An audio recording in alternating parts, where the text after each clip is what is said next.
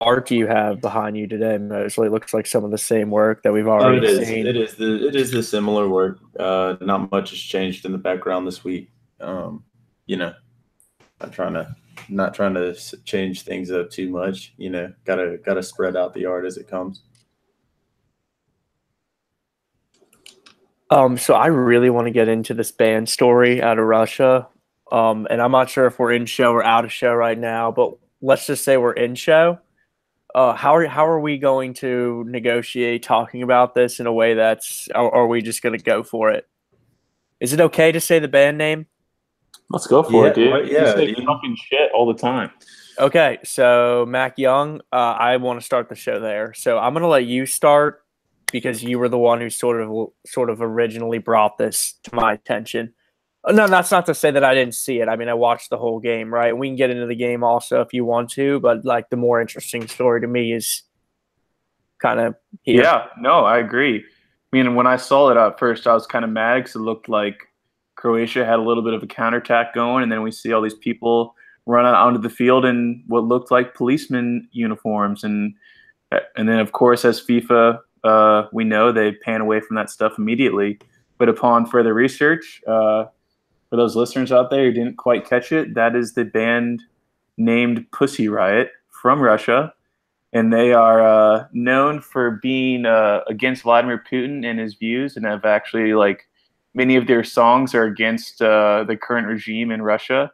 And a few years ago, a few of their singers were actually jailed for up to 2 years for a protest against Putin and singing songs about how bad he is against how bad he is for Russia. And so now they are detained again. So it is pretty funny to. It's just a wild story, man. What do you guys have to say about it? Okay, so like originally when I saw it, like I think you were the person who sent the text almost immediately, right? Because there was some you could make Yeah, the argument that it came at a pretty critical point in the game where it like was. Yeah, Croatia was mounting pressure uh against France and it I mean it's always I don't know, dude. It's hard. I always hesitate to say that it looked like they were going to score, right? But like it these definitely people swayed momentum. these people run out on the field and then everything sort of changes and France buries three or two in a really short amount of time and the game's sort of over. But then like when the context of who these people were was presented to me, the whole thing became a lot more interesting. The game itself became a lot more interesting. Like, could you feel the politics of that on Sunday, dude? Because for me, like the most fun part about the spectacle of that game on Sunday by far what it felt super political, dude. Like Vladimir Putin was sitting there with the president of FIFA and the president of France, and given some of the things that his regime, yeah, he's not known as the greatest supporter of France to begin with, dude. And then let's just get into the simple fact that like Croatia is a nation born out of war because of a serious association with his country, and so it was good old fashioned political world class soccer, dude, and I loved every second of it. And to add on to it, if you didn't, I don't know if you guys noticed this. I watched a little bit of the ceremony afterwards, where they gave everyone medals and presented the World Cup, and there was it began to downpour, and no one had an umbrella except for Vladimir Putin had two people behind him holding umbrellas, while the president of Croatia, the FIFA president, and the president of France had no rain cover at all. But Vladimir Putin had two umbrellas right over his head that were held by his bodyguards while it was absolutely downpouring. I Yeah, thought that's that a was baller move. I thought that was amazing. Yeah, that's a baller move. It's a touchy subject calling Vladimir Putin a baller. I don't want to come off as pro Putin, but that's a baller move. Like, Put it up on the poll, please. Is that a baller move? Yes or no? Dude, okay. facts. I mean, dude, everything that guy does to me is just like so. It's so what? It's so planned. Like Yeah, everything about that, dude. The way that they were putting the camera on him during the game, everything about it. The chair that he was sitting in to watch the game, did you notice that? It looked like a fucking throne. It was ridiculous. It didn't look like it belonged to anywhere near Sports Stadium. Look it up on Google if you haven't seen it, dude. He was sitting in what looked like a American Airlines business class across the Atlantic flight seat, like one of those ones that reclines back into a bed or some shit. It was ridiculously fancy given the situation. I'm trying to find this right now because I really want to see this now that you're bringing this up, because I did not notice this while watching the game at all. What I did notice is out of the four of us on the podcast here, I will take credit for being the champion, going for France here. Weren't you I also knew I had them all the way. You only took France because they were the only team that wasn't chosen. I'm pretty sure that's kind of how that worked out. Let's not get into the details of it.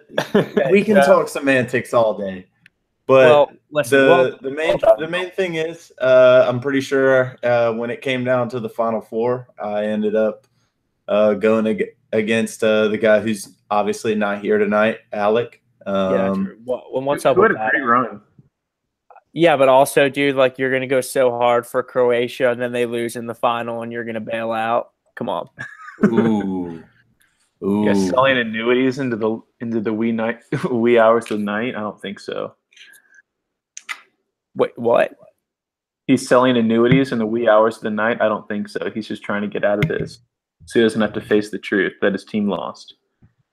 Yeah, okay. Listen, no one wants Alec to be working, dude, and that sucks. But also, like, come on, dude. Your team laid an egg in the World Cup final. I'm not wanting to give hot takes or anything, dude, but like, the defense in the second half was as bad as it. Like, it looked like they were one game short. Like, they had no energy left. Yeah, I agree. I also will say the first 2 goals by France were complete bullshit. Well, not bullshit. They weren't bullshit, but they weren't dude. They weren't great goals. I'm glad you mentioned it. I understand that a handball in the box is a penalty kick, but can someone explain this to me? That guy put his hand on the ball, and there was no France player within 10 yards of him. Even if he had not put his hand there, that ball is not going in the goal. There's no chance that it's going in the goal. I understand that it was a handball in the box, dude, but I don't get that. I don't think that that's in the spirit of the game at all. And I'm not a spirit of the game guy, but like, dude, there was no one around him. Fuck the spirit of the game. Header? Was it a misdirected header? Like he flicked it and it hit his hand, or what was it? No, it wasn't. No, that was the first goal. It was a misdirected. It was a Mandzukic accidentally flicked it over, and it went in. And there were 3 goals by France that were bullshit then. And then the second goal was that handball that led to the penalty. But Griezmann. I don't know. I mean, goal, yeah. That's how the rules are written, man. Like I don't find anything wrong with it. The way that the rules are written, you can't get your hand out there. I just think that there's no other sport like soccer where the outcome is determined by referees. Like, dude, it's crazy to me how like, dude, goals are so rare in that sport that a referee's call makes such a difference. And I just like, I know that I don't know if there's a better way to do it, dude, but it's something that I've always taken note of when I watch soccer. Like a referee can have a huge impact on the outcome of the game, dude. And I think in a game as big as that, like I'm probably not calling that. Like that's ticky tack as fuck to me. But when they went back to the VAR, they almost had to, because they got video review, and that guy clearly hit his hand. He clearly hit his hand. So in that instance, they had to. But if it was a bang bang play and you knew that he might have got a hand on it, I don't think you'd call that at all. Okay, and the other thing I don't understand though is they keep talking about a natural position for the hand to be, and like if you when I jump up, my hands go out. Yeah, I flail.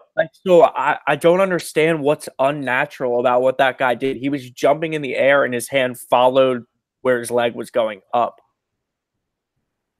I mean, I agree. I don't think it should be a handball necessarily in the spirit of the game, whatever, but like it just doesn't matter. Like the rule is if you hit your hand on the ball in the box, it's a penalty kick.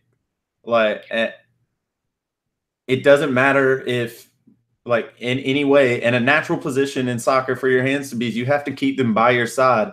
If it's by your side and it bounces off your hands or your arms, that's fine because it would have hit your body anyway. But if your arms are flailing out, like, yeah, that's a part of the game. You have to keep it up. Like, you have to keep it together. And like Max said, once you had the video replay and you looked back at it, the controversy of not calling that and then Croatia winning would have been so huge. We would have had a lot more outroar on the other side, especially with how the game played out. Yeah, okay. I mean, I agree with that. France, So anyway, France wins the World Cup. They beat Croatia 4-2. Mac, anything else from the game other than the coolest story to me, which is that these people run out onto the field and, oh, dude, the whole thing, dude, was just soaked in corruption. I Like, mean, I'll get Like, dude, I'm going to support the World Cup when it's here because, like, it's going to be fun as hell to try to get tickets to those games. And that's something that's going to be huge for our country economically because, you know, we don't have to spend a lot like these other countries do. But, dude, the whole thing to me is, like, it felt so, like, dude, Putin made so much money off that. And, like, I don't know. I'm not ethics guy. I don't care enough about, like, world soccer to really be that person. But, dude, the whole thing it just felt like a political rally for a month.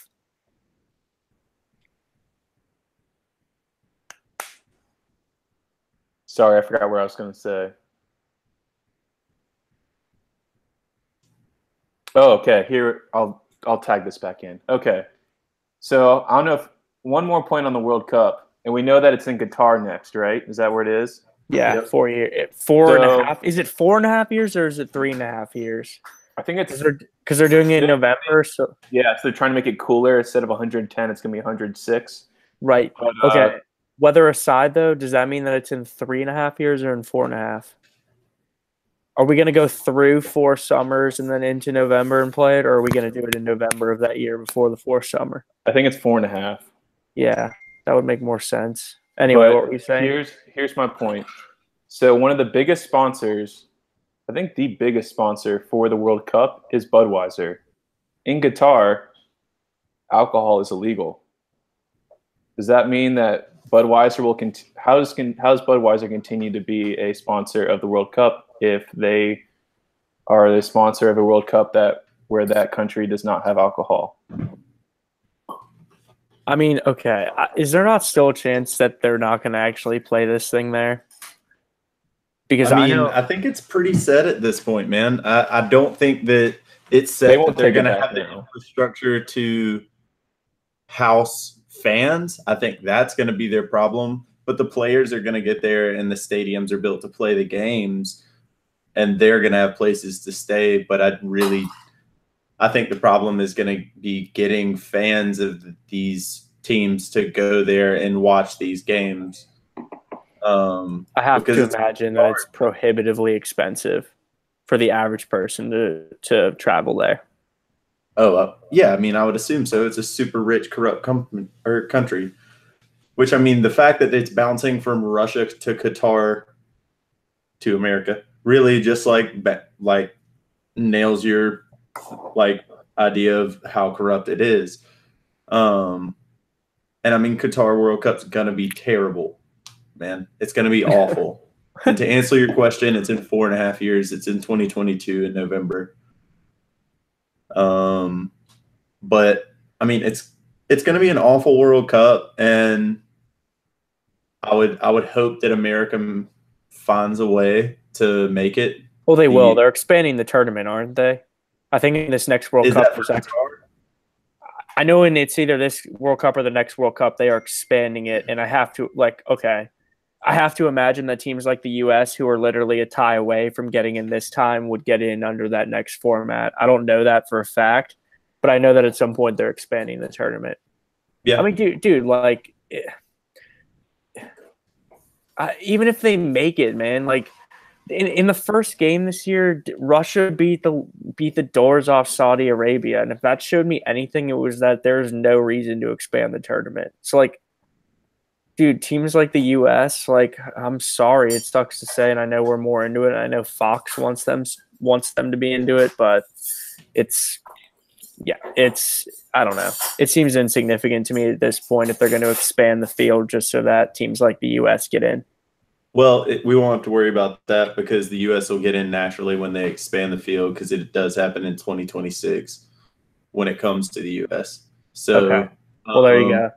2022, the U.S. still couldn't make it, man. And to be honest, I just don't know how many fans are going to travel there to watch those games, which I think is going to make it not that great of a World Cup. And I don't know how y'all feel about it. Looking back on this World Cup, I think that we did get a pretty good one. Andrew, I know you say that it was covered in corruption, and I'm not going to disagree with you on that necessarily, but we got a lot of good soccer. I did hate to see some teams get knocked out the way that they got knocked out, like you did with Spain and some of the better teams necessarily maybe getting knocked out on penalties. But all in all, I feel like we got some really good soccer. The Final Four was really talented teams, and then the final game was really good, and we got Pussy Riot running across the field, which was electric. Dude, I completely agree. I think it was a great World Cup. Yeah, man, it was kind of nice not to be disappointed by the U.S. So the whole time I could just sit back and enjoy what was going on. I thought it was a great World Cup all the way through. Well done. How many of the games did you watch? All the way through, probably 5 or 6, and then pieces like at least a half of probably 15 to 20. Yeah. Okay. I mean, I would say I was in a similar range. I thought it was a good tournament, man. More. I thought it was a good tournament, but what I would ask you both is, like, are you confusing good soccer with close scores? Because there were a lot of, like, 1-0 games in there along the way. I think you can have good soccer with close scores. I think you can have good soccer with, like, wide scores. I thought the level of play was good. Yeah. I thought that you saw enough upsets that made it interesting. I thought you saw new teams win. But then at the end of the day, you still had 4 strong teams playing it out in the semis. So altogether, I was pleased with it. I thought it was fun. I mean, I agree. I'm just playing devil's advocate a little bit here. I mean, the thing that I would say also is, like, the 2 biggest stars in the world kind of, like, they were sort of duds, right? Which was nice. Like, to not have Ronaldo and Messi and like not have to have them in every other sentence that the announcer is, like, saying, and just kind of, like, leave it up to the teams. I thought that was kind of nice. I don't know if I'm going to call, like, Ronaldo's performance necessarily a dud the way that he game was great, dude. The first game was great, man. He did not play, and he did what he needed to do to get his team through the group stages. And yeah, they lost, but I'm not going to put that, like, as this huge, terrible mark on his resume. And I do agree with Mac. It was nice to have the final rounds without having to talk about those same major storylines. Seeing the 19-year-old from France come up and obviously just dominate, so that he might take over as the best player in the world soon. Kylian Mbappe, yeah, he's the real deal. I mean, he's 19, and I don't know if you saw this, but he makes $21 million a year, so not too bad for a 19-year-old. Not too bad at all. And just to tie it all together, talk about the dude who's awesome. He is the guy who double high-fived the Pussy Riot protesters in the middle of the field, which was awesome. Yeah, it was cool. It was cool to see. That picture is great. And here's something that's interesting, just to go back to the Pussy Riot protesters for a minute. And yes, I am going to use any chance I get to say their name. But the difference in the reactions between the 2 countries to the protesters, I think, was really interesting. Like, we talk about, like, it may be cutting down, like, Croatia's momentum and everything, but just the way that Croatia reacted to the protesters as opposed to France, like, you saw him high-fiving the protesters and some of them laughing and clapping while you saw the Croatia players kind of just with their heads down, just like not supporting it as much.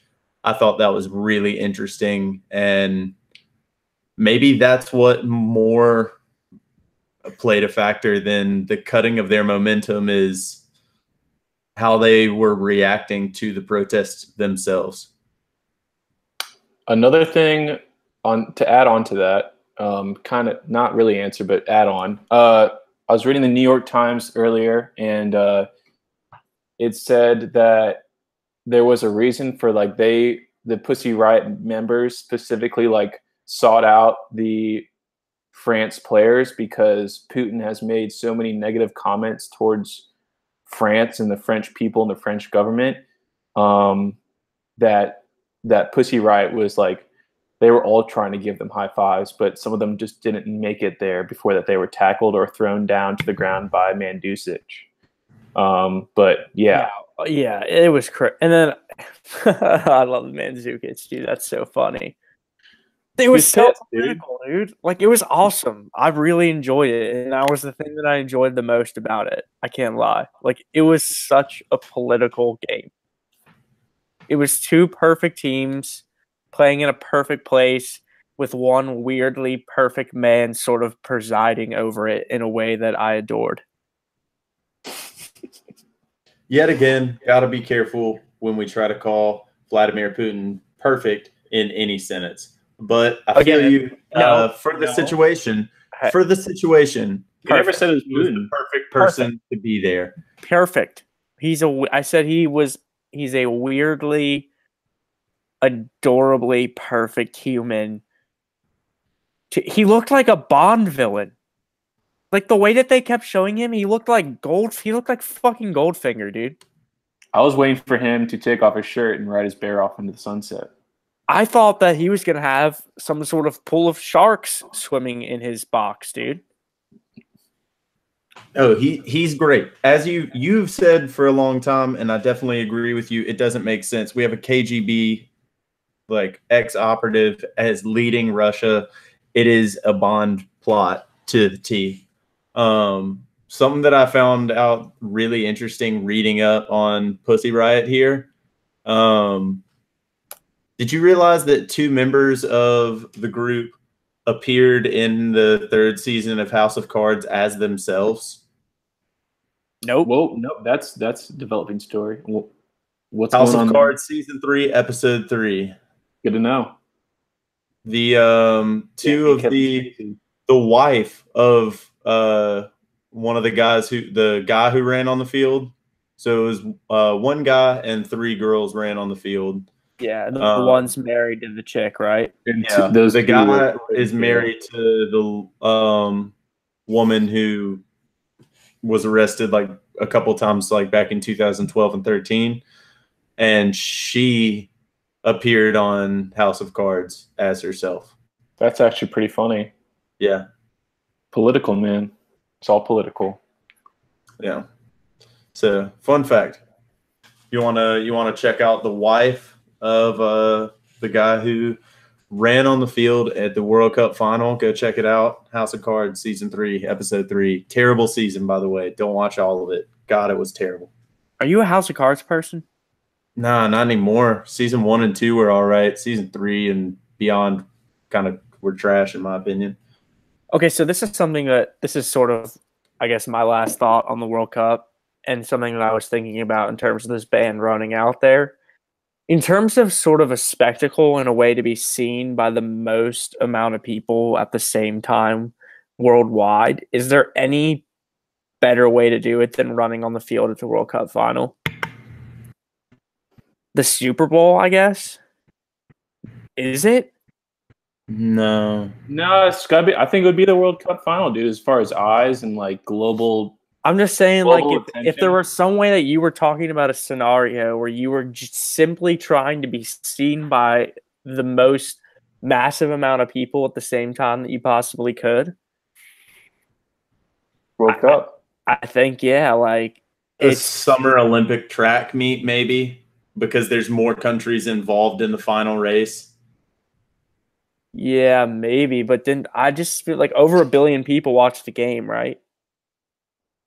Didn't they Yeah. say it was something like that? I mean, it's a massive number, right? I mean, soccer is such a global game, but still, that was like the thing that had me thinking more than anything was it's just a brilliant the way that they used the spectacle for themselves, working within the system that they themselves are working against was fucking awesome.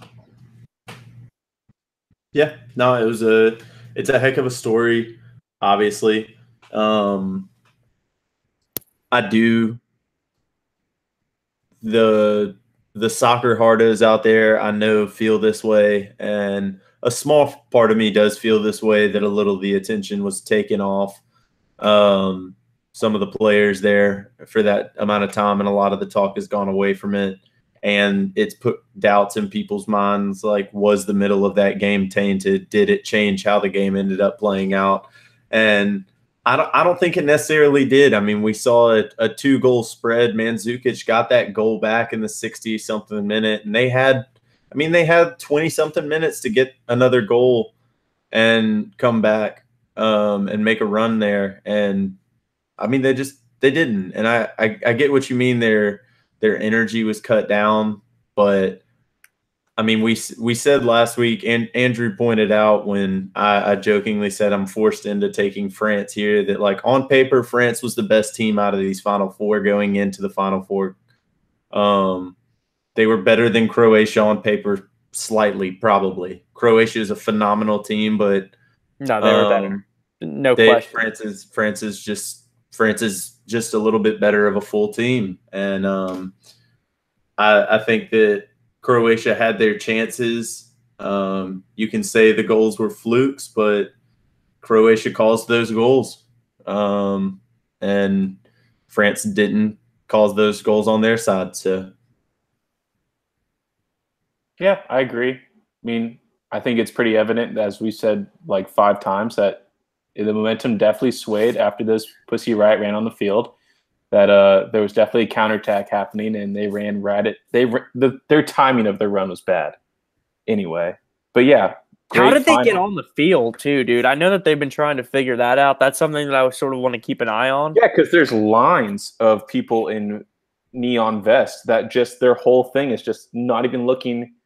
They don't even get to look at the field. They have to look at the stands the entire 90 minutes. Okay, fine, dude. But at the end of the day, I hate that narrative. Like we're not gonna blame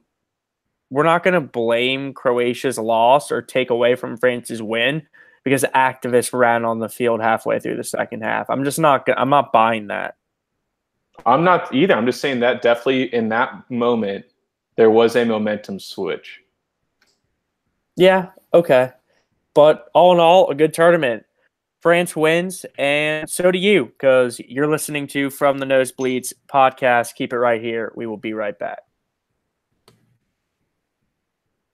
Did you guys click on that thing I just sent? not yet. I'm about to click on no. All right. I'm also going to go get something to drink because I've been too. coughing like a bitch. Yeah, I'm going to get water. Haha, ready, break.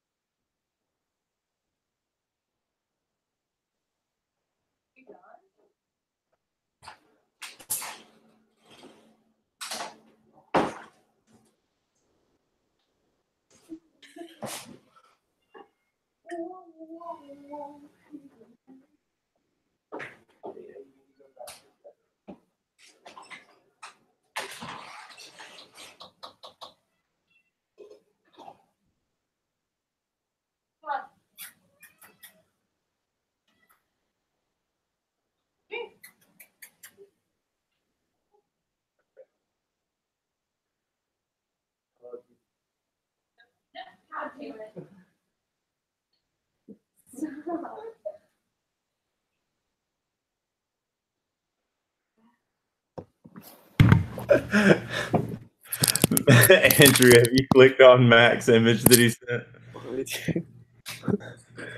Are you laughing at me? No, have you clicked on Mac's image that he sent yet?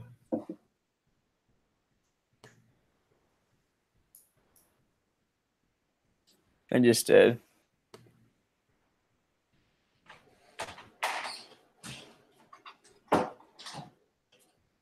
What? What? Mac. What? Mac, is that the Croatian president's wife? That's the Croatian president. What? Look at them, is so fucking forward. That's what I was. Yeah, that's why I said she's a hard old lady 8. Because she's like 50, but she has that. What do you guys want to do next? You're gonna put her as an 8 as an old lady? I think with an old lady qualifier, man, she's like a 9 or a 10. Well, no, we found where we're going to stay. Actually, what makes an old lady in your opinion? Do you have a threshold for that? No, we're not doing that. No, we're not doing. I would like to not be barstool. Nope, we're not doing that. It's 55, an old lady? Nope, we're not doing. The answer is over 40, but we're moving on. Over 40? Over 40 makes you old? Over 50? Anyway, moving on. Okay. So, what are we going to talk about next? Because that's definitely not on the podcast. I just wanted to show you that. Why is that such a big deal? You guys were just saying pussy riot all last segment. I don't want to talk about. But I just don't want to talk about like how thick she is with 2 C's. No. I don't want to qualify like what an old lady is on our podcast. Let's go. I don't want to do that because that's dangerous territory. Best trophy. I could do that one. I do like that. I have a nice little list here.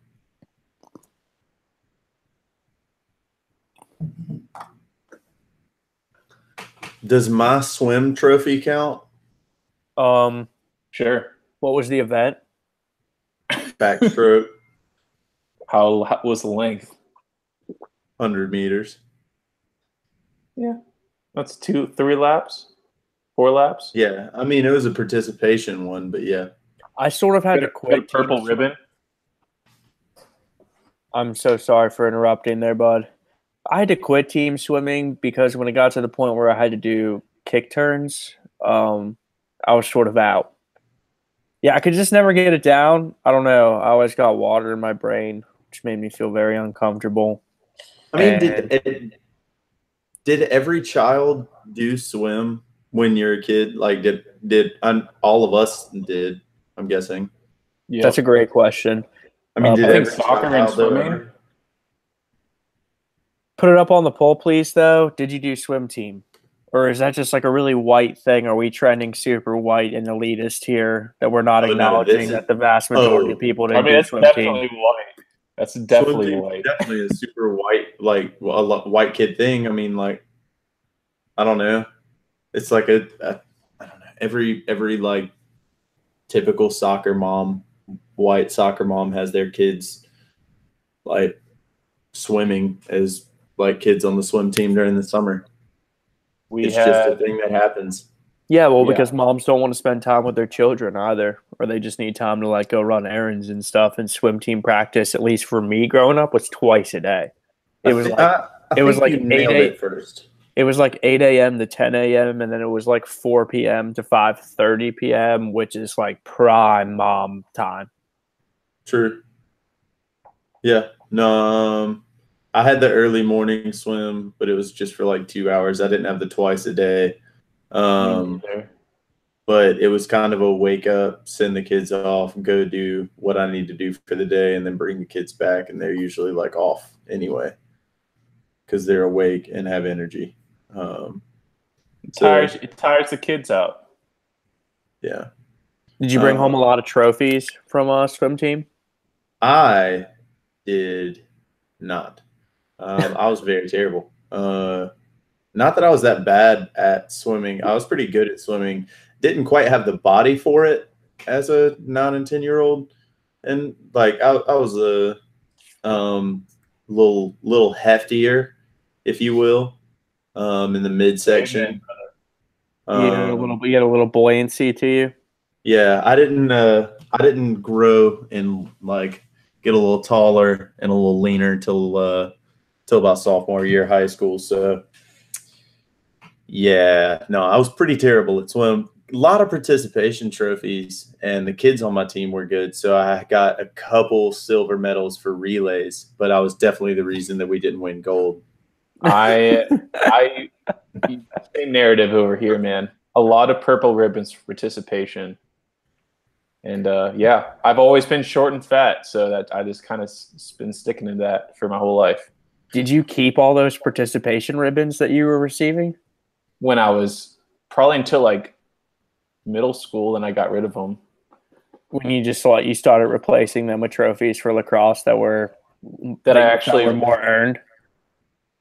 Yeah, or whatever sport I was playing. Yeah, for sure. I could never do butterfly. I could literally not do it, dude. I still don't think I could do it today, man. To be honest, like I don't have the ability to like maneuver my body that way and like propel it forward. I just don't. I don't know. I could never do breaststroke, which is sad because it's the easiest. It should be the easiest behind freestyle. That's really interesting. I just had no patience. I had no patience for it. I was not about it. I love butterfly hierarchy, but that's a great question. That's a great question. Would you? Okay, Will Mosley, quickly on the spot. Would you rank your four? Easiest to hardest. Easiest to hardest. Are we going easiest to hardest or favorites? Because that's like a different conversation. Or is it? Oh no. People? I think those are the same for most people. Like everyone considers the same for me. Freestyle, backstroke, butterfly, breaststroke. See, because I go freestyle. I may go breaststroke, freestyle, backstroke, butterfly. Because butterfly is fucking impossible. Mac, what would you say? Freestyle, backstroke, butterfly, breaststroke. Breaststroke last, dude. It's so easy. I don't even get that. I think breaststroke. I always got like the kick wrong.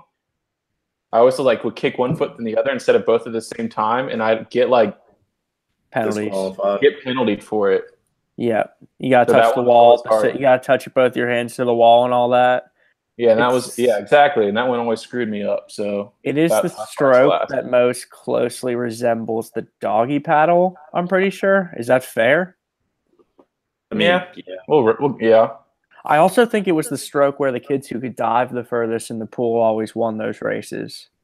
Because you didn't have to start breaststroking until you came to the surface. So, like, if the most time you had in the water, also kids who were good at breaststroke were really good underwater off the diving board because you're good at that underwater stroke. That's true.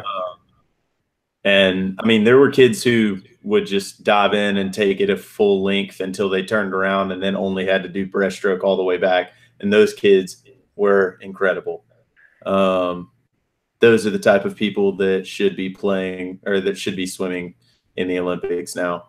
Most of them are not because they went to college and became swimmers and got really drunk and lost their ability to swim that fast. And respirate properly, which I'm pretty sure makes a difference when you're swimming entire laps of pools without breathing. Yeah, no. Changes it a bit when you're drinking that much. Story of a guy on my swim team, actually. Phenomenal swimmer. Was in the U.S. Olympic trials. Got really drunk the weekend before the week before the trials, and ended up sleeping through his event to qualify for the Olympics, which he had the record for the year in, and was easily going to qualify for the Olympics and going to get to go to the Olympics, and slept through his event. That makes me sad. This same kid had already won like 2 or 3 gold medals at state championship the year before when my brother was a senior with him. And my brother was kind of like me, a little shorter, a little stockier when he was swimming. And he was all right, but he was the slowest guy on the state championship swim team. And all he wanted was one state championship medal. And sure enough, the other guys had all won one. And it came down to this kid who was going to go to the Olympics to finish out the relay. And he did a cannonball into the pool, disqualified them, and then still won the race. So they won, but no one got a medal because they got disqualified because he didn't care because he knew he was going to the Olympics at the time. Put it up on the poll, jerk or no jerk? Because jerk, right? Like, dude, that's a jerk move, man. Just because you're good at swimming. Just because you're this right now, that guy's a jerk. But anyway, I guess I should say that this is from the Nosebleeds podcast. My name is Andrew Levin. I'm here with my very good friends, Mac Young and Will Mosley. Will Mosley, say hello, my friend. What's up, everybody? How you doing? And Mac Young coming to us from Asheville now, bud? Yep, we're back in Nashville. Cool, man. So anyway, we're here. Alex not, unfortunately. He had to work tonight, which is really lame. We were sort of looking forward to ripping on him about Croatia losing in the World Cup final by a score of 4-2 to France. So congrats to France on winning their second World Cup. That's pretty cool. They won a pretty cool trophy yesterday. I think that's fair to say. They did. One of the best. Is that solid gold? It's solid gold, right? Yes. Yes. I think it is. I mean, Max says yes, so I believe him. It's a small trophy. Everything I say is right. It's a really small trophy, dude, but it looks like it's solid gold. I mean, it looks like it's literally just like a bar of gold that someone chiseled out a soccer ball out of. It is such a cool trophy. It is. Yeah. It's really pretty, for sure. It's a gorgeous trophy, but there's a lot of cool trophies out there, man. There's a lot of cool trophies that you can win. And does the World Cup fall into your top five? Top five what? Absolutely. Top five best trophies? Top trophies. Trophies. I mean, I know I have a very, very concrete idea of what my top three are, and then you can sort of just start like hodgepodging in my opinion, like what your 4 and your 5 are going to be. The one's got to be unanimous, though. Like, the one is the Stanley Cup. The one is Stanley Cup. The one is Stanley Cup. Yep. It has to be, dude. It is such a cool trophy. There's really only one, okay? Like, I understand there's 2 now, and they have one at the Hall of Fame, and that's cool. I've got to take a picture of that shit, and that was awesome. But there's really only one of them. There's only been one of them. You only get to touch it if you win it. The history, the superstition that surrounds it, it's the coolest trophy in sports. And, I think you can argue 2 through 5, but your one has got to be the Stanley Cup. Yeah, no, I 100% agree. You're not going to hear any arguments here. Let's argue that 2 through 5, though. What's your number 2, big dog? The Claret Jug. All right, now listen. I don't know if I'm big on history, okay, and I'm big on there only being a certain finite amount of them, right? Like the Lombardi Trophy is cool, dude, but they just make that every year.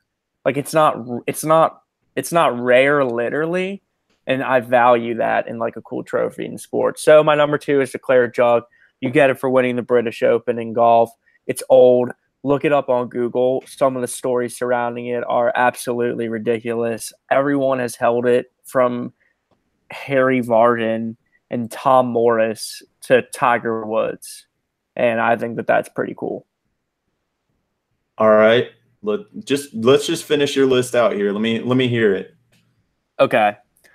So here's the thing. I wanted to sort of go like off topic. I'm not sure if you're familiar with this, but there is a certain trophy that you get for winning the Iditarod in dog sled racing, and that is pretty fucking cool because it is also a very old trophy that they've been giving out for a really long time. I had 3, though. It's the World Cup trophy because I'm virtually certain that it's made out of hard gold. I'm going to confirm that now, though, but it's so beautiful, dude. I almost put the Larry O'Brien trophy because it, too, is solid gold, and I think that that's pretty cool. But I just I had to go with the World Cup trophy, man. It's so small, but it means the most, and it's the smallest of all the trophies. And again, 4 and 5, I just had a bunch of trophies on the cutting room floor. What did you have for your number 2? For my number, I'm gonna go opposite for you. I'm gonna go my number 5 with the Barclays Premier League trophy. The crown on the top, the way they change the colors every year to who wins it, that's dope. It's a cool trophy. My qualifications are how cool of a trophy it is, not necessarily its rarity or anything like that. I'm just going based off, man, that's a cool ass trophy.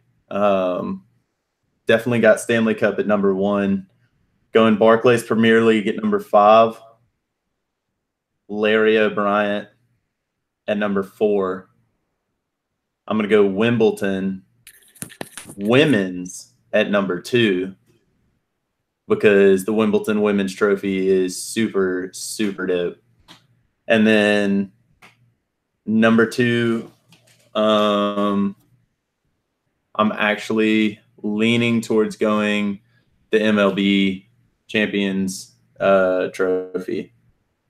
That one's cool. It's a dope trophy. That one's dope. All the flags. It's a dope trophy. The Commissioner's Trophy. That's what it is. Okay, a couple thoughts on that. I like your list a lot, and it just reminded me of a couple that I didn't have, and I'm just sort of curious on what Mac's thoughts are going to be on these also. The trophy that you get for winning the Triple Crown. Yes, the Triple Crown's an honorable mention for me. And actually, the Barclays Premier League trophy is about to get bumped out of my top 5 because I just forgot what's sliding in there, which is the glass football from winning the BCS National Championship. That was so beautiful. Yes, very. Waterford Crystal it is. I actually got to hold one of those footballs when I was in Ireland last summer. It was very cool. That is cool. I think you're forgetting something pretty significant here. Before you guys give away some of mine, I just want to round mine off real quick, and then we can go into the honorable mentions. So as we've been established, it's Stanley Cup at number 1. My number 2 though was the Triple Crown that you just said.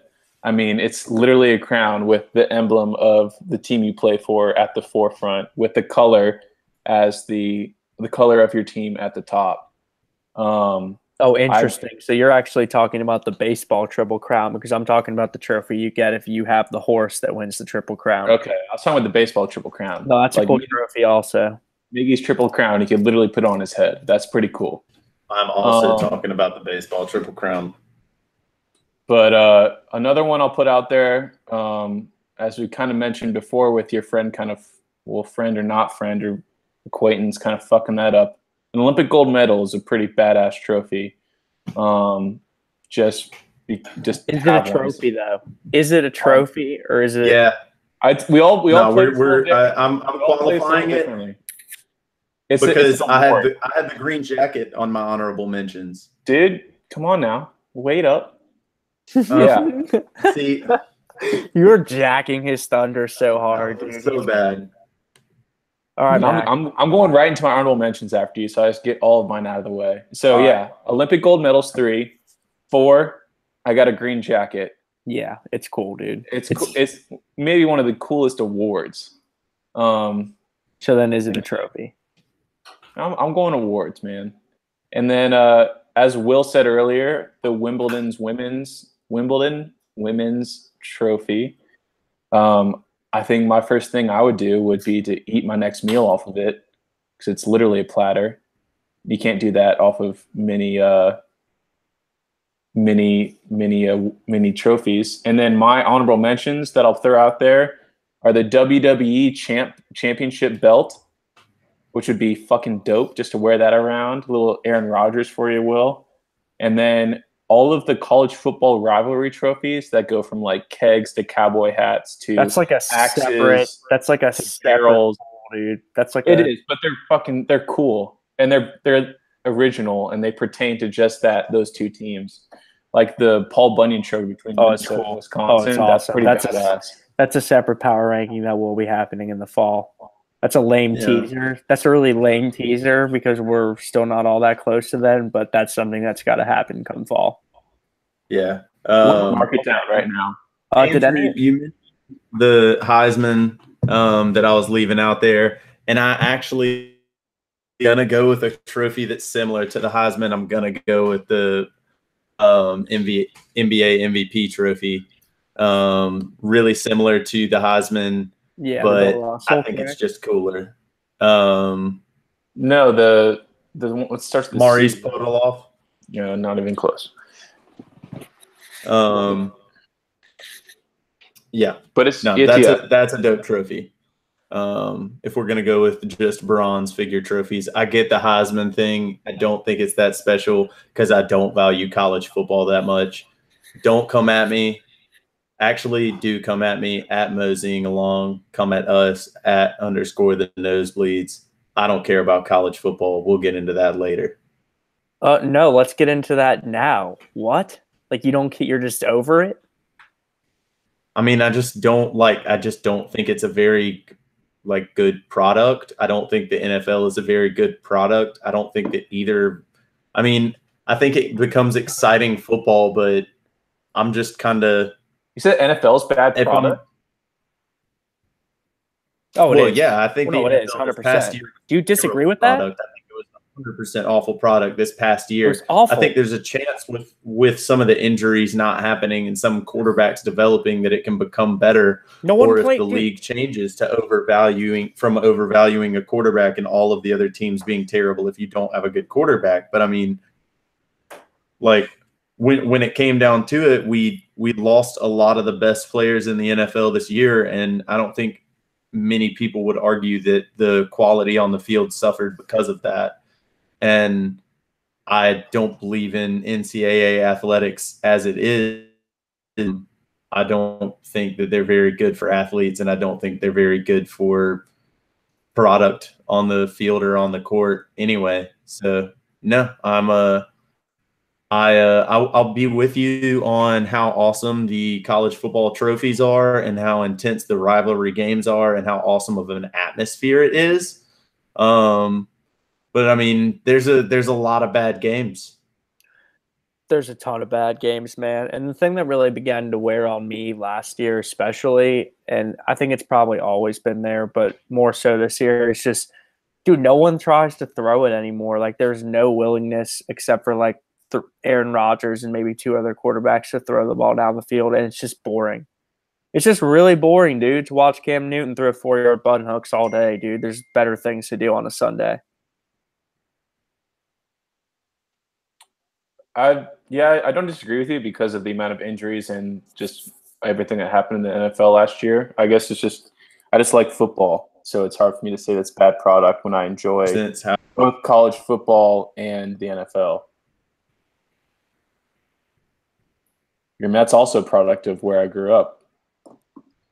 Well, yeah, of course, and I think that makes a big difference also. But that's what I wanted to get into with Will is dude, you used to be a big Carolina fan, no? Yeah, dude. That's a big cult. It wasn't for me growing up, dude, but there's that's a huge cultural factor that you're sort of just saying that you're not interested in anymore. I just think that's I want to explore that a little bit more. You got hyped up. I'm not saying that I'm not in on the culture or the fun, and no, I'm not. I was never a huge Carolina fan. I've been a pretty big Virginia Tech fan for most. Oh, that's true. No, that's fair. I'm sorry about that. I got that wrong. I've been to a lot of Carolina games and a lot of Clemson games as well, and I've grown up around it. And like I said, the rivalry is fun. The energy is fun. The closeness of the games is fun, but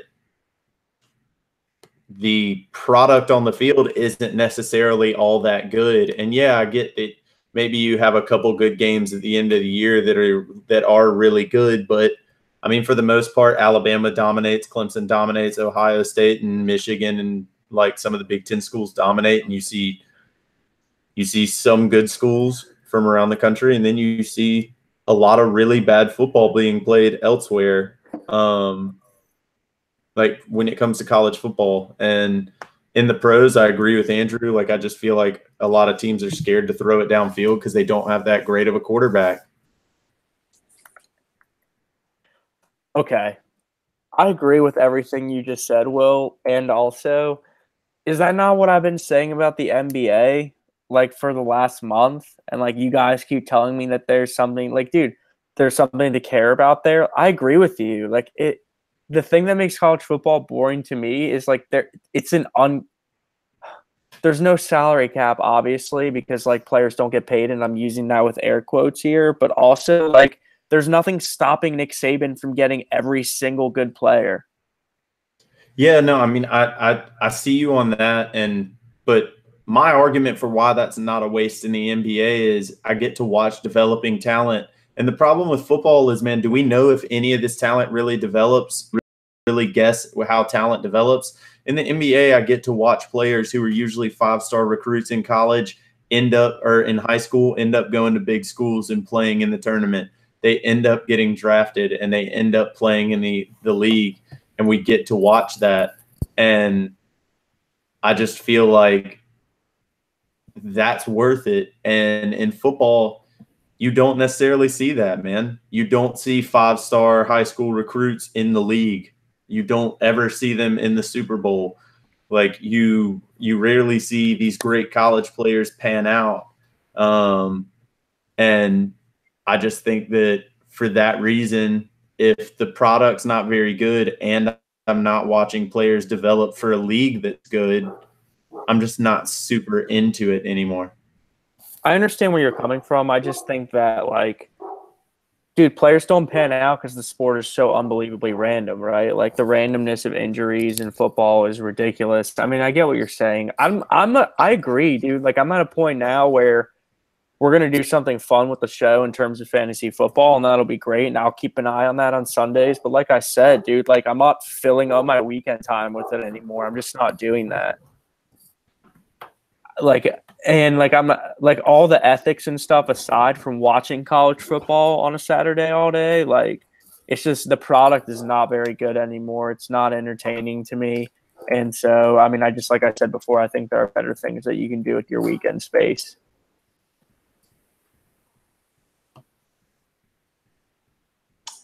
I still love college football, and I probably will continue to keep watching it all Saturday. Okay, fine, bro, but you're also an Ohio State fan, dude, and it's the same thing. Like, you root for one of the teams that are sort of in this oligarchy that works in college football, where they get all the best players, dude. Like, you get all the best players. I completely understand that, but that's why. And I understand why others don't like it, but for that reason, it keeps me interested because my team is always in the top 10. Yeah, okay. I mean, fine, dude. But that's why the top 10 is always going to be the same. So it's great when you're a fan of one of those teams that's on the inside looking out. But when you're on the outside looking in, it sort of feels like you're just in a terrible purgatory where you're spending all this money on a program that is kind of meaningless. Yeah, but if we can give Mac Young college football, we can give it to him. He just watched LeBron James leave, and now he has to cheer for Colin Sexton to lead his Cleveland Cavaliers to the championship. Yeah, how are you feeling about that right now, Mac? I just, like, can I get a pulse on you in terms of what you're feeling about your basketball team currently? I have it's been 3 weeks, 2 weeks.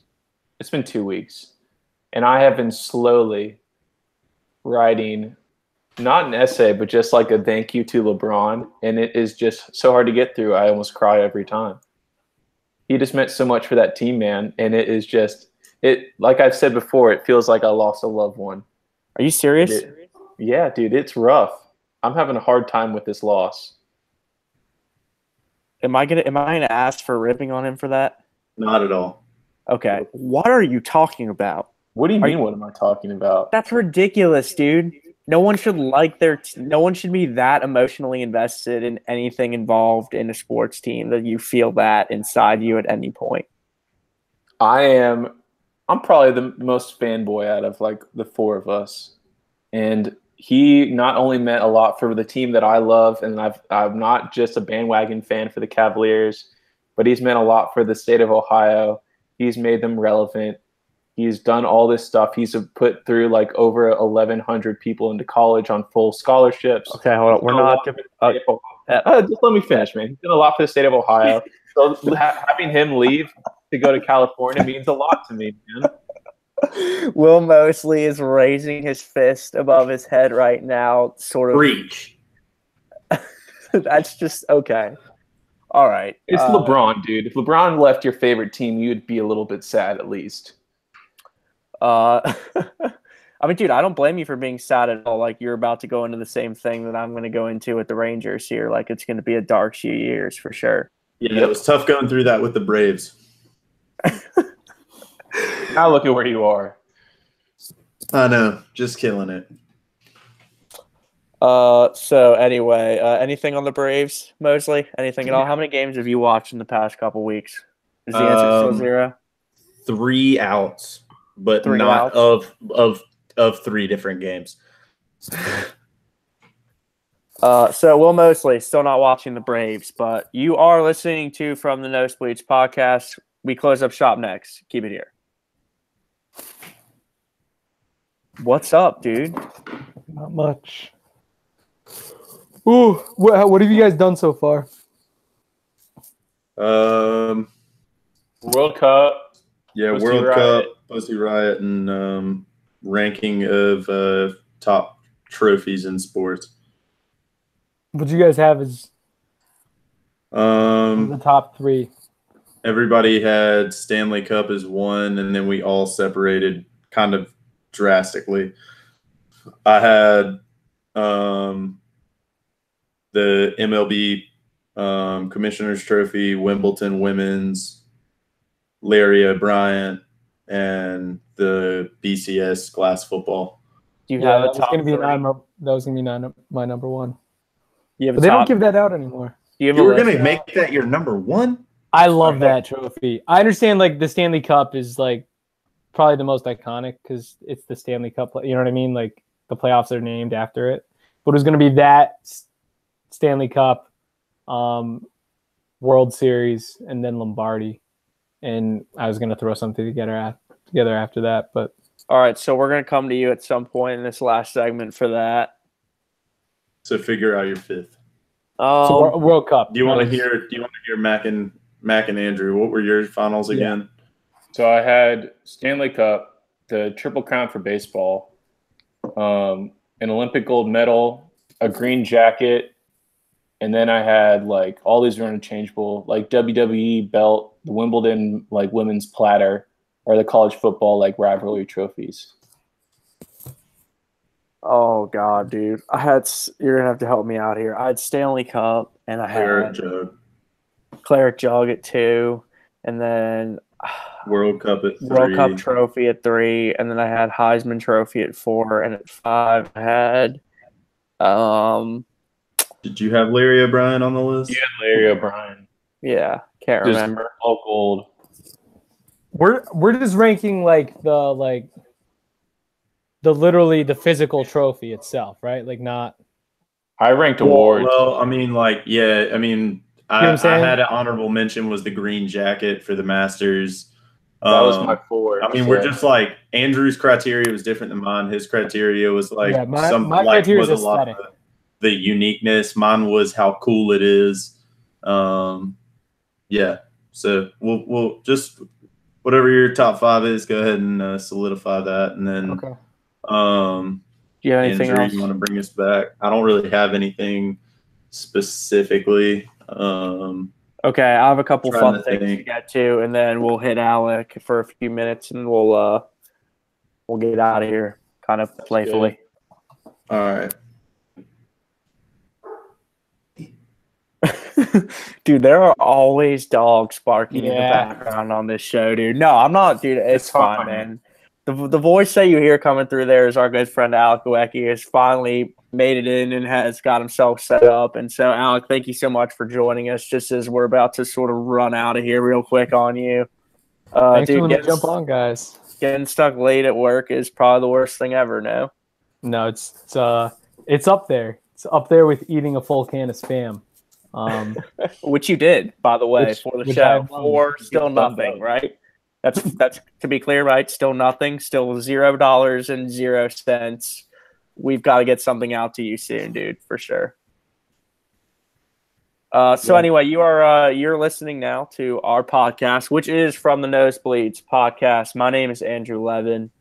My good friends Mac Young and Will Mosley have been sitting in all today, and our new best friend Alec Uwecki has finally made it in to talk a little bullshit with us before we close up shop for the day. So I got a couple fun things to get to, but I know Alex sort of wants to run through some hot takes real quick because he loves that pretty much more than anyone I know. So, Alec, take away, my friend.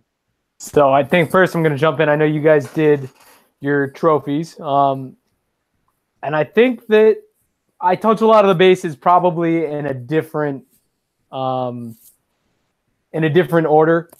I'm ranking mine purely on the aesthetics and what that means to me.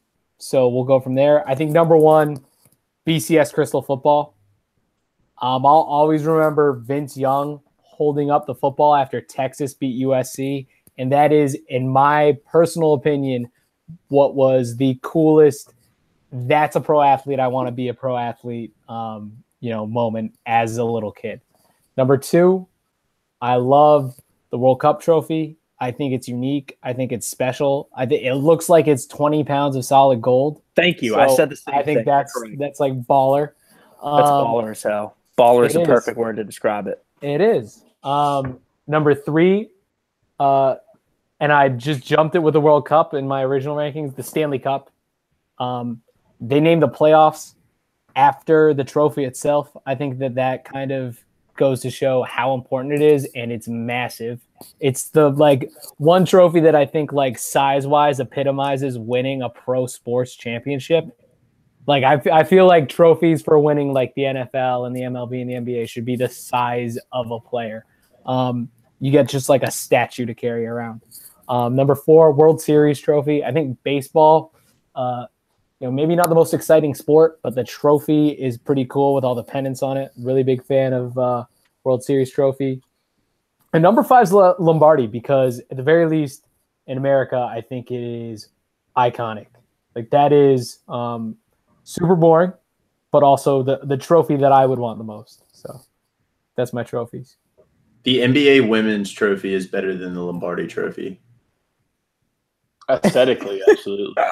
Really? Look it up. I don't even know what it looks like. I'm not going to lie. You're that low on the boringness of the Lombardi trophy. Will Mosley is just so low on football right now, dude. I want to keep exploring this with you. What did you hit a wall at some point recently? What's going on with you, man? I think it was all this hold he out likes the NBA camp talk with Le'Veon Bell popping up on ESPN and these athletes holding out, and I'm just done with it, man. I just hear about it all the time. Unhappy football players, unhappy playing an unhappy sport that hurts them, that's not good for development of children, that's just not good, man. And I'm just, I've hit a wall. Yeah. I'm done with football. I've got something. I've got something for those people also, Will Mosley. Here's the thing for me, okay? Dude, do better in collective bargaining. Dude, your union is so terrible, dude, and they get nothing for you. That league always wins in negotiations, dude, and then we're constantly complaining about no guaranteed contracts and the length of contracts. And I'm just I'm over it, dude. Get out of here with that. Do better, dude. Have a stronger union like the NBA does, man. Those guys are always talking about why NBA stars make so much when they don't, dude. Look at the unions. Yeah, I mean, it's ridiculous. Don't get me wrong. I don't think either side of the Le'Veon Bell argument is specifically wrong here. I think it's his every right to want more money on his one payout of his football career. And I think it's every right for the Steelers to be we're not paying a running back that much who's going to probably not be that good in 2 years. So I don't find any wrong on either side, and I find it ridiculous that we're just sitting here again going into training camp talking about 10 and 15 players who are holding out of going to play for the sport that like they're getting paid to play professionally. Right. Okay. But also, dude, like you've got to feel for him. Like the specifics of I agree with what you're saying. Yeah, and, he has one payout in his career, and he's the best NFL running back in the league, and and has a chance to be the best running back ever if you just look at snippets of his career. Like through his first 5 seasons, he set some of the most he has so many records for the first 5 seasons of your career, and he's great, but that doesn't mean he's going to be great in 3 years. So I don't hold anything against the Steelers for not paying him and franchise tagging him. But yeah, obviously I feel for him being at the caliber player he is and not having a chance at that money. But like you said, that's the player's fault that they don't have the chance at that money. Is he the best player in the league right now, in your opinion? The single best player in the league, if you were going to do some sort of Madden-style draft right now? It's because, like, dude, the value of the quarterback is absurd, and I get that, man. I know you're an Aaron Rodgers guy, but, like, he's up there, right? Like, he's so dynamic, dude. You can do so many different things with Le'Veon in your backfield. I think he's the top drafted player that's not a quarterback if you redraft the NFL right now. Mac, any opinion on who the best player in the league is?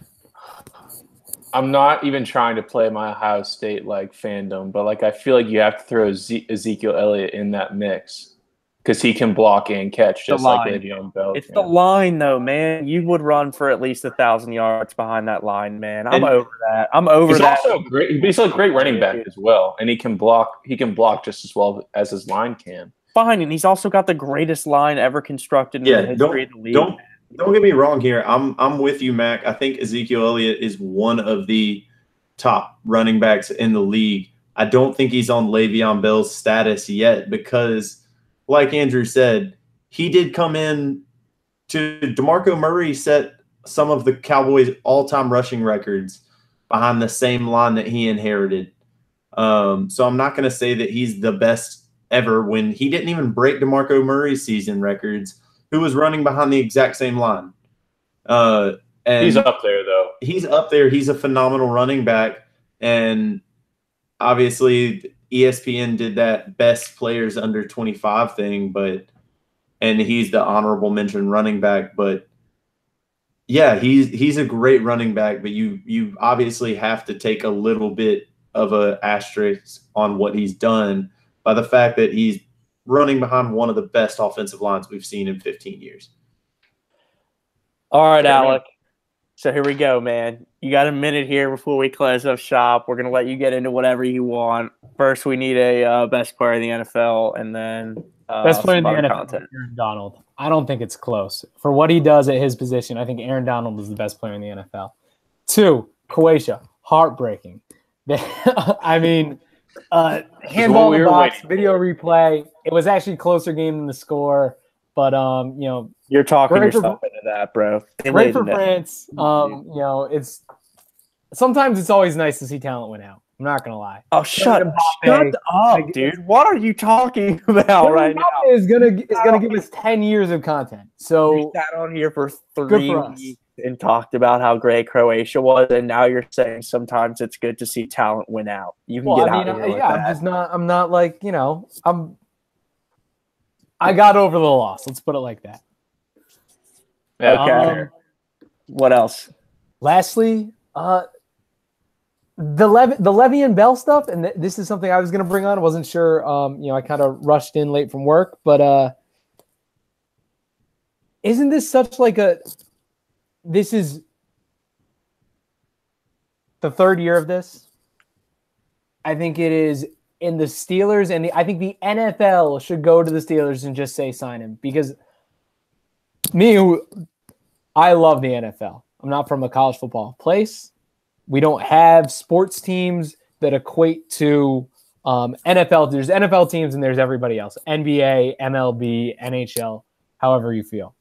But even I'm getting tired.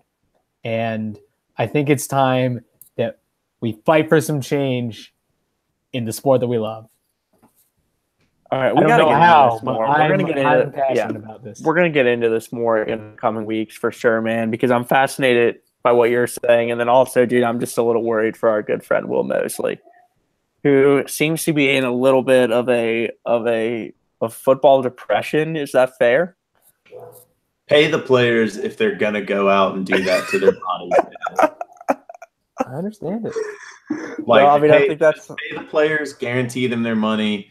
If you're gonna ask them to go out there and do that to their bodies, that's all I can ask. That way, during the off season, I don't have to deal with this nonsense, and we're not sitting here just like on an NFL off season. We don't get to sit here and talk about exciting things. We talk about who's sitting out of the next season, and during the NBA off season, we get to talk about how Matt gets his heart broken, probably more than the NBA Finals, by his player leaving his team.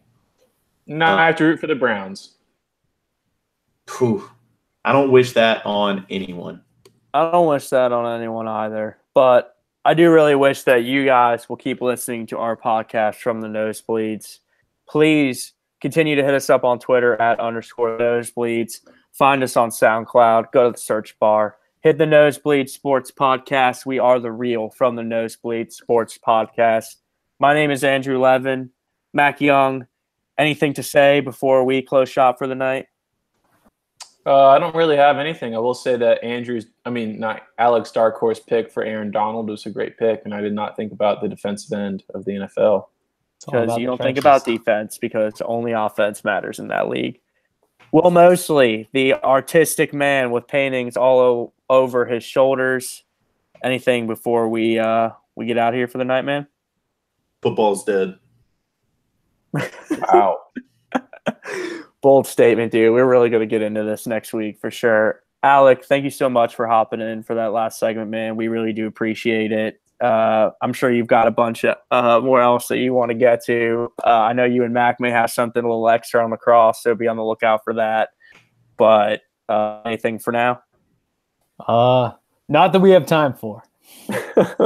Understood, man. Well, thank you so much for listening. For all of us here at the podcast, we will be back next Monday. My name is Andrew Levin. For Mac Young, Will Mosley, Alec Owecki, we will catch you next week. Love you guys. Andrew, real quick. Yo. Do you want to say anything on a Brandon interview, or do you want to save it for another time? Because I can add that in somewhere if you want to just say, like, looking up next week we have, or whatever, you know.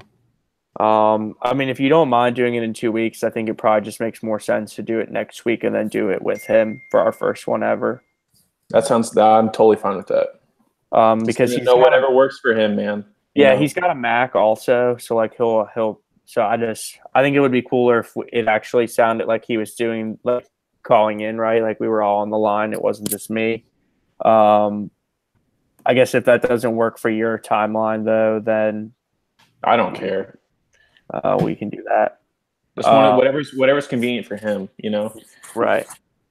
Okay. Well, I talked to him already, and he confirmed that he can do it in 2 Mondays from today.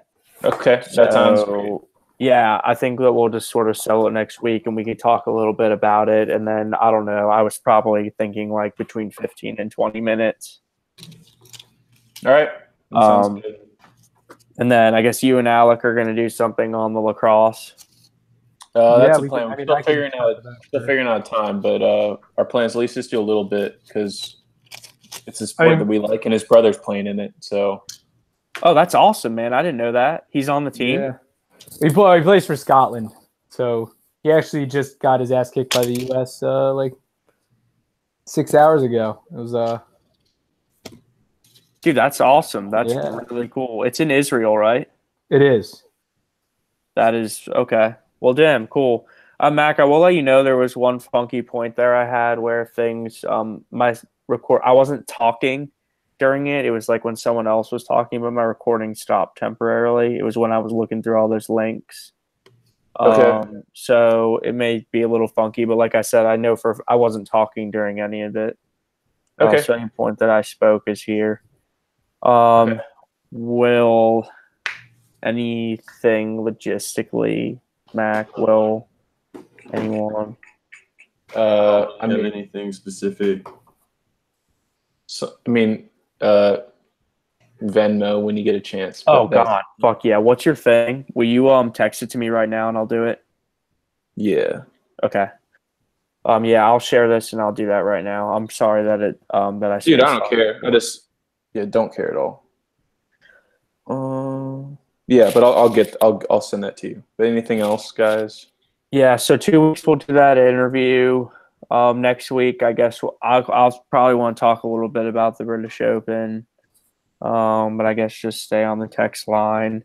We also have this new portal thing and like a forum through the academy. So I'm working right now on putting like a flyer thing together to listen that I can send out to like students without, excluding people that, are like in administrative positions or whatever. But other than that, let me know if there's anything that I can do to help. Hey, Anything on your end, Will? quick question for you Mhm. guys. Would you rather always be hungry or always be sweaty? I'd rather always be. Put it up on the poll.